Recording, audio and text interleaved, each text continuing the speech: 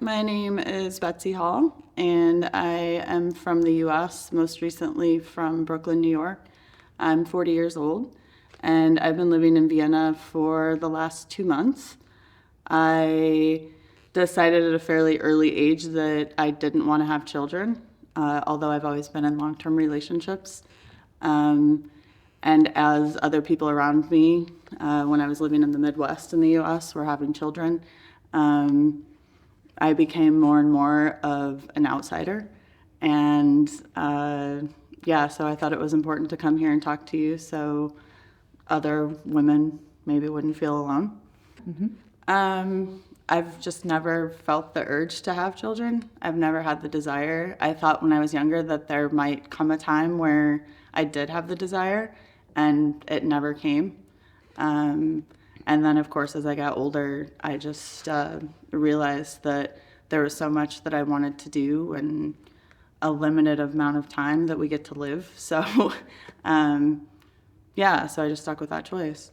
Yeah, I think that living in the Midwest in the United States, it's a pretty clear path of marriage, then baby carriage. And so, yeah, that's what all of our friends were doing. I was married to my ex-husband for 15 years, and we had been in a relationship for 5 years prior to that. So, when we were younger, a lot of people didn't have kids, and then everyone started to have children. And of course, everyone started to ask, when are you going to have children?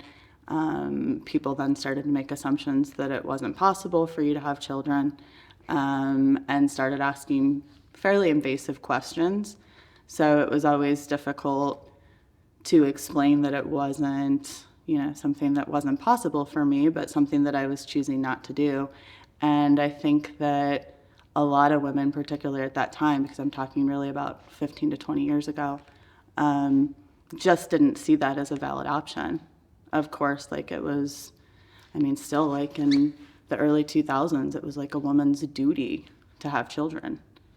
And when I was interested in other things like traveling and writing and theater and music and arts and playing with my dog, people just view that as selfish, as though there's something wrong with you. I think that I don't know that this has changed so much over time. When I read literature from hundreds of years ago, I still see parallels in what's happening in 2018 in pretty much any part of the world. But I do think that my personal situation has changed because I've made more of an effort to change my own situation, to connect with other women who are like me, to seek out new places and experiences where things have clearly changed. However, I don't know about the Midwest. I haven't been there for a decade, and my perception is that not much will have changed there, and I don't expect it to change with time. I think you need to reach out into a broader circle to find people who are like you. I think that, when people feel that they'll end up alone, I'm not sure that that's ever been a great concern for me because, to be honest, one of the reasons why I haven't wanted to have children is because I love to spend time alone. I love to be alone. I'm not scared about living alone. I'm not scared about dying alone. And in terms of the things that I leave in this world or the impact that I have on people, I can certainly do that through my profession. I can do that through friendships. I can do that through volunteer experiences. I can do that in a lot of different ways. And at the end of it, it's not really about me anyway. For me, when I die, I'm dead. And it's not, I don't necessarily need to be remembered. I don't need to have a legacy. I think the difference between living in Brooklyn and basically living anywhere else in the world is that there's so many people that it's almost impossible not to find people who are like you. So when I was living in the Midwest, I think I had 2 friends who were close to my age who didn't have children. And living in Brooklyn, I didn't have a single friend who had children. So it was really easy for me to connect with people who had either made similar choices or just life circumstances made it to where they didn't have kids.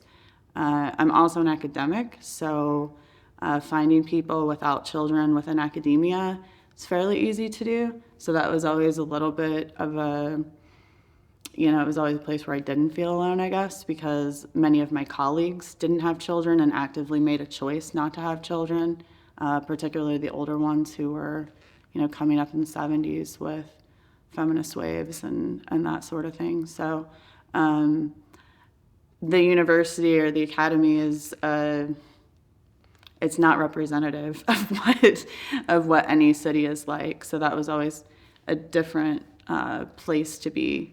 But yeah, between the Midwest and between New York, I think it's just a matter of people and how many people there are. Of course, many people are choosing to raise children in New York City. Many people are not.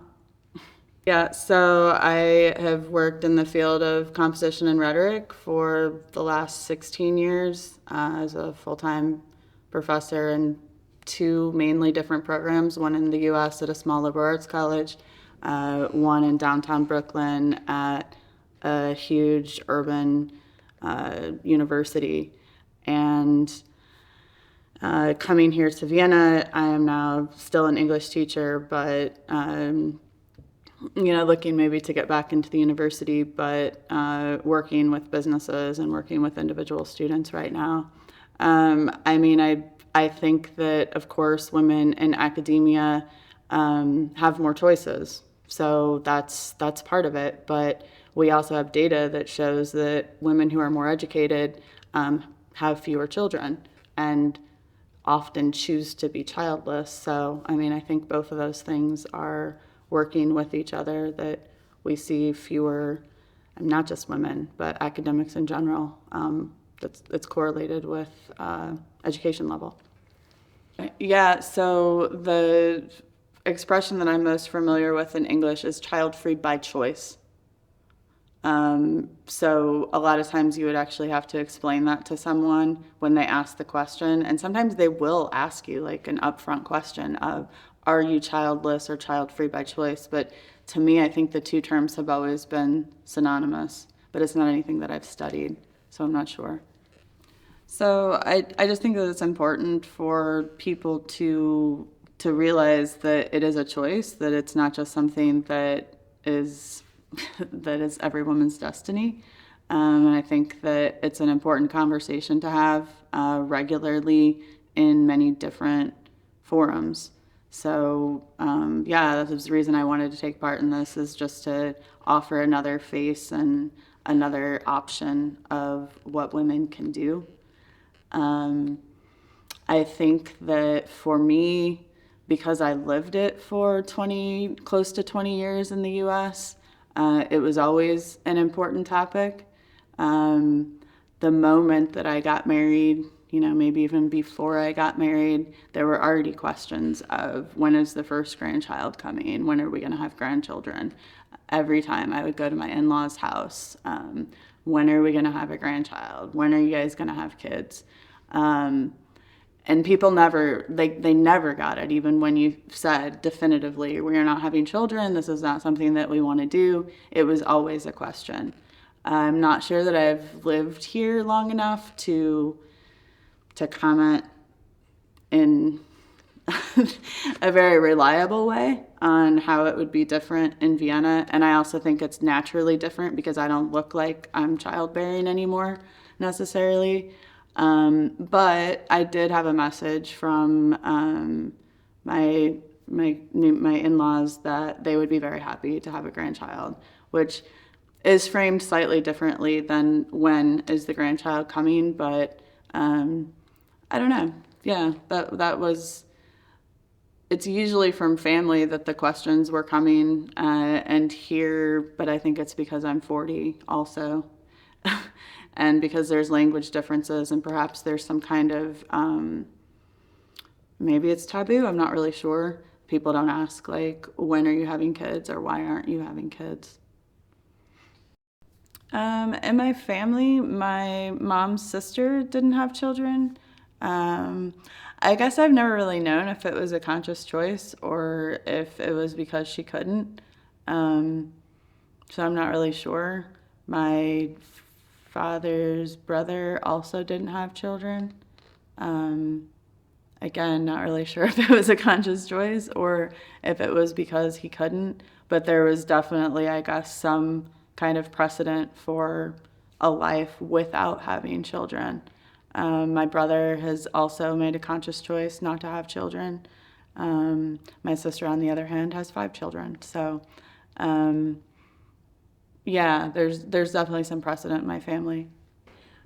I mean, it's hard to be as much of a pessimist as I am at age 40, but I see this cycling constantly. I don't really see that changing. I think as different people come into power, there will always be an attempt to legislate women's bodies.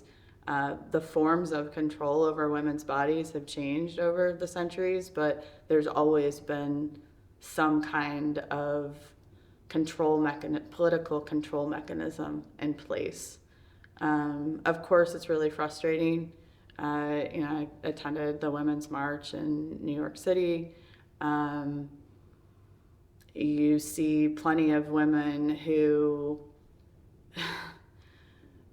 don't have any kind of issue with it, who don't think, there's plenty of women in the US who don't think that women should be in the White House. They don't think that women should be in politics. They still kind of see this is a man's field to dominate, and that it's okay for other people to make decisions about other people's bodies. So, I mean, for me, living in the US for almost 40 years, you just see different versions of it. The latest Supreme Court debacle, I remember like Clarence Thomas and Anita Hill when I was a child, and to watch like Brett Kavanaugh and people's responses to that. A part of me can't believe it, but another part of me can. I don't see it changing much. I mean,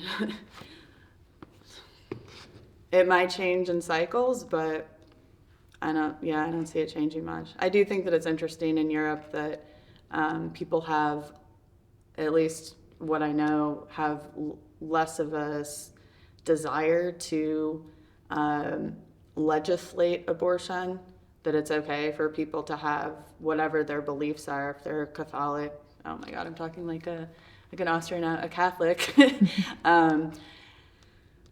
that they still don't feel like it's their, that it's up to them to legislate that it's a personal choice.